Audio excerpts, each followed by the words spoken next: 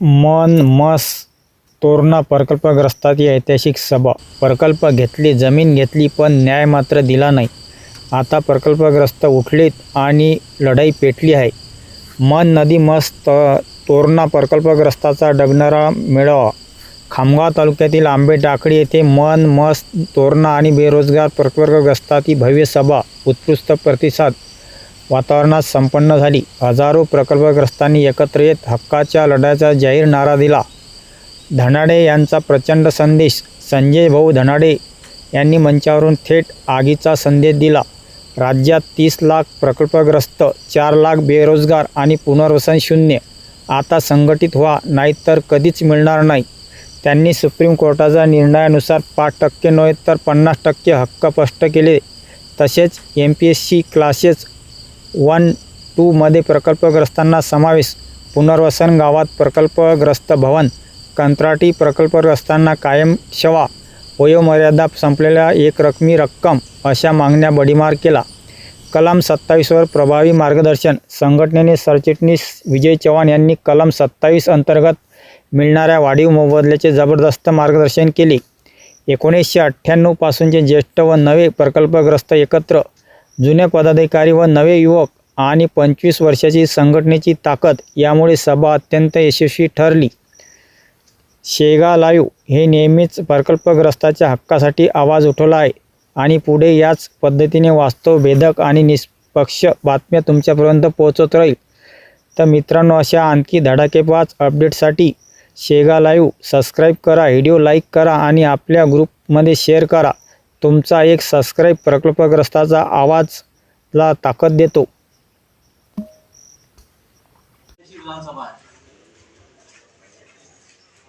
तसंच राज्यात एकूण प्रकल्पग्रस्तांची संख्या 25 ते 30 लाख पर्यंत गेली.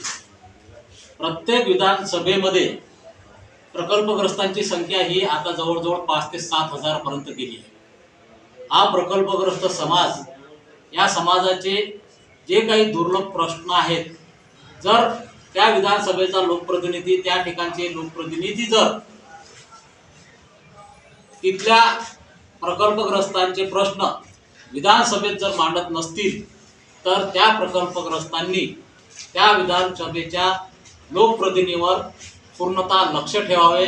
आणि जर जो लोकप्रतिनिधी प्रकल्पग्रस्त समाजाला कोणत्याही प्रकारच्या सुविधा उपलब्ध करत नसेल किंवा अडचणीला मदत करत नसेल, विधानसभेत प्रश्न जर मांडत नसेल, तर अशा लोकप्रतिनिधीचा विचार प्रकल्पग्रस्त समाजाने करावा. प्रकल्पग्रस्त समाज हा राज्यात जरी भरात विकसित करण्यासाठी जरी हातभार लावत असेल, तरी त्या विकसनशील प्रस्तावावर, प्रकल्पावर काम करणाऱ्या प्रतिनिधी किंवा विकासाचे काम करणाऱ्या लोकप्रतिनिधींनी त्याग करणाऱ्या प्रकल्पग्रस्तांचा विचार हा विधानसभेच्या माध्यमातून, विधानसभेत प्रश्न मांडण्याच्या माध्यमातून करावा. जर असे लोकप्रतिनिधी जर प्रश्न मांडत नसतील, तर त्यांच्यावर प्रकल्पग्रस्त समाज हा आता पूर्णतः लक्ष ठेवणार आहे.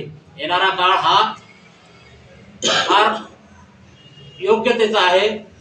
शासन परिपूर्ण जरी प्रकल्पग्रस्तांसोबत असलं, तरी काही लोकप्रतिनिधी हे प्रकल्पग्रस्तांचे प्रश्न हे विधानसभेत किंवा जिल्हा पातळीवर सोडत नाही, असं लक्षात आलेलं आहे.